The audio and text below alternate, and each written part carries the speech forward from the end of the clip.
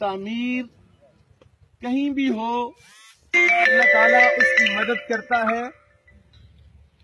بندے کا کام تعمیر شروع کرنا ہے، مدد اللہ کی طرف سے آتی ہے.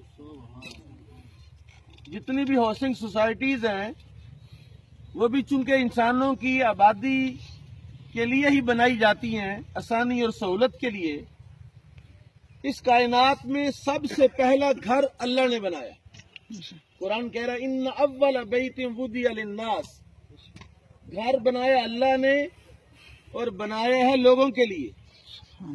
میں اپنا گھر اپنے لیے بناتا ہوں، آپ اپنا گھر اپنے لیے بناتے ہیں، لیکن رب اگر اپنا گھر بنائے تو لوگوں کے لیے بناتا ہے. سبحان اللہ. یہ قرآن کہہ رہا ہے ان اول بیت وضع للناس، پہلا گھر جو اللہ نے بنایا وہ لوگوں کے لیے بنایا گیا.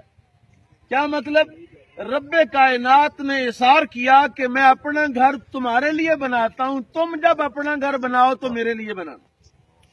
نبی کائنات امام الانبیاء صلی اللہ تعالی علیہ وسلم نے ارشاد فرمایا گھروں کو قبرستان مت بناؤ، گھروں کو قرآن کی تلاوت کے ساتھ آباد رکھو، نوافل کے ساتھ آباد رکھو. کسی گھر کے اندر 10 لوگ رہتے ہیں، 20 لوگ رہتے ہیں، 50 لوگ رہتے ہیں، کوئی نماز نہیں پڑھتا، کوئی قرآن کی تلاوت نہیں کرتا، وہ گھر آباد نہیں، قبرستان ہے، ویرانہ ہے. گھر آباد وہی ہوگا جس گھر میں قرآن کی تلاوت ہوگی. اس لیے رب نے فرمایا ان اول بیت وضع للناس، پہلا گھر اللہ نے بنایا لوگوں کے لیے اور بتلایا لوگوں جب تم اپنا گھر بنانا میرا نام لینا، میں تمہارا گھر آباد کر دوں گا. بڑے بڑے گھر بنائے لوگوں نے، 50 کمرے، بیڈ رومز ہیں، فیملی 4 5 6 لوگوں کی ہے. گھر اس لیے بنایا ہے تاکہ دور سے نظر آئے، پتہ چلے کہ میں حاجی صاحب ہوں اور یہ میرا گھر ہے. یاد رکھنا، اس بات کو ذہن میں رکھنا، میرے رب کو عاجزی پسند ہے، بڑائی پسند نہیں. من تواضع للہ رفعہ اللہ، جو عاجزی کرتا ہے اللہ اس کو بلند کرتا ہے، اور جو اپنے آپ کو بڑھاتا ہے من تعاظم حقرا، جو اپنے آپ کو بڑا بنانے کی کوشش کرتا ہے بڑا بنتا ہے، اللہ اس کو حقیر کرتا ہے. اور جس کو رب حقیر کرے اسے کوئی عزیز کر سکتا نہیں. یہ بنیادی چیزیں ہیں جو ایمانیات میں داخل ہیں اور ایمان کا حصہ ہیں. میں آپ کی خدمت میں ایک رسول پاک صلی اللہ علیہ وسلم کا ارشاد رکھتا ہوں. نبی کائنات امام الانبیاء صلی اللہ علیہ وسلم کا گھر دیکھتے آئے میرے ساتھ. رسول کریم صلی اللہ تعالی علیہ وسلم سیدہ عائشہ صدیقہ کے حجرے میں ہیں. یہاں تو ٹی وی لانج ہے، یہ راج سے شروع ہوتے ہیں، ٹی وی لانج ہے، پھر اس کے بعد آگے کچن ہے، بیڈ روم ہے، ڈرائنگ روم ہے اور سٹورز ہیں. اب یہ رسول اللہ کا گھر ہے جس میں اتنی گنجائش ہے کہ میرے آقا اگر رات کو نماز پڑھتے ہیں تو حضور کی زوجہ محترمہ ہماری ماں سو رہی ہیں تو آپ نماز پڑھ رہے ہیں، سجدے کے لیے جگہ نہیں بچتی، وہاں جناب اماں جی کی ٹانگیں ہیں. رسول پاک صلی اللہ تعالی علیہ وسلم جب سجدے کی طرف جھکے تو دیکھا آگے ٹانگیں ہیں عائشہ صدیقہ کی، ان کی ٹانگوں کو ہاتھ لگایا، انہوں نے اپنی ٹانگیں کٹھی کر لی. رسول اللہ نے سجدہ کیا، دوسرا سجدہ کیا. جب قیام کی طرف اٹھنے لگے تو عائشہ صدیقہ کی ٹانگ کو ہاتھ لگایا تاکہ وہ ٹانگیں سیدھی کر لے. میں پھر قیام میں چلا گیا. اب اس گھر کو دیکھیے گا اور ان گھروں کو دیکھیے گا کہ جس میں ویرانہ، وحشت اور خوف آتا ہے اس بندے کو جس نے خود بنایا، 50 کمروں پر گھر بنایا، وہ خود اکیلا ہو تو رات کو ڈرتا ہے. میں ایک بات کر کے اپنی بات ختم کرتا ہوں.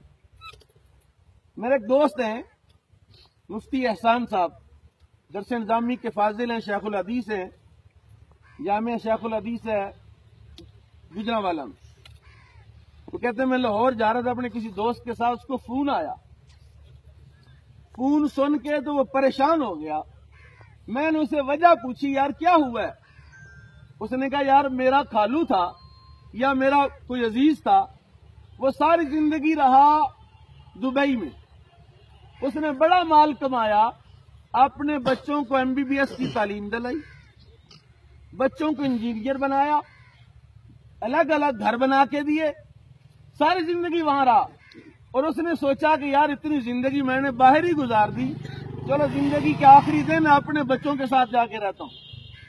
پاکستان آ گیا، ڈیفنس کے اندر اس کا گھر تھا، اور جب آ کے رہنے لگا تو بیوی کے ساتھ اس کا کوئی جھگڑا ہو گیا، کوئی تنازع ہو گیا۔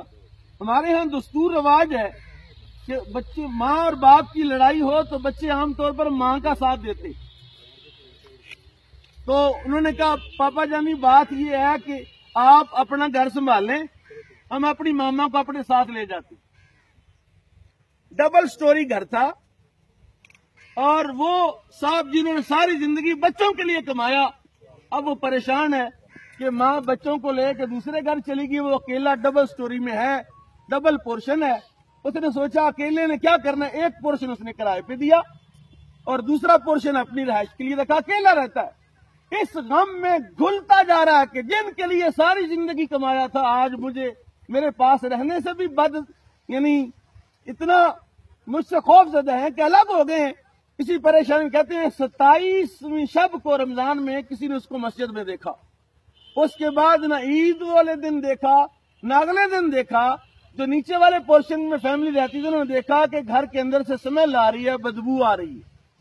وہ پریشان ہوئے کہ کیا معاملہ ہوا، اوپر جا کے دیکھا کہ 13 دن سے مرا ہوا وہ بندہ جس کی لاش بدبو چھوڑ گئی۔ جی یعنی کیسا وہ بد نصیب باپ ہے کہ جس کی اولاد بھی ہے، بیوی بھی ہے، لیکن اس کے پاس آخری وقت میں کوئی موجود ہے۔ خدا کے لیے اس دور سے کچھ واپس آئیں اور اپنے لیے کچھ کریں، اور آپ اپنے لیے کب کر پائیں گے جب آپ اپنے بچوں کو یہ تعلیم دیں گے جس میں وہ سمجھیں گے کہ باپ کے چہرے کی طرف دیکھنے سے حج کا ثواب ملتا ہے، ماں کے پاؤں چومنے سے جنت کی چوکھٹ کو چومنا کا ثواب ملتا ہے۔ اللہ تعالیٰ مجھے اور آپ کو گھروں کی تعمیر کے لیے بڑے بڑے پلان کرنے کی توفیق دے، لیکن اس کے ساتھ اللہ اور اس کے رسول کے احکامات کی پاسداری کی بھی توفیق عطا فرمائے۔ اللہ تعالیٰ سوسائٹی کو، اس کالونی کو جلد آباد فرمائے، اور بنانے والوں کو بھی نفع عطا فرمائے، جو آئیں بنائیں ان کو بھی نفع عطا فرمائے، اور رزق حلال کی اللہ وسعت عطا فرمائے، رزق حرام سے محفوظ فرمائے۔ رزق حرام ورانی کرتا ہے، تباہی کرتا ہے، بربادی کرتا ہے۔ اکٹھا کرنے والا سمجھتا ہے میں بڑا مالدار ہو گیا ہوں، وہ مالدار نہیں ہوتا، وہ دبئی والے بابے کی طرح 13 دن گلتا سڑتا رہتا ہے، اور پھر بعد میں محلے والے اس کو اٹھا کے دفناتے۔ کہتے ہیں جب اس کو اٹھایا تو اس کے جسم اتنا گل چکا تھا کہ شاپروں میں ڈال کے اس کو دفن کیا۔ اللہ تعالیٰ ایسے انجام سے ہم سب کو محفوظ فرمائے۔ وما علیہ الا البلاغ۔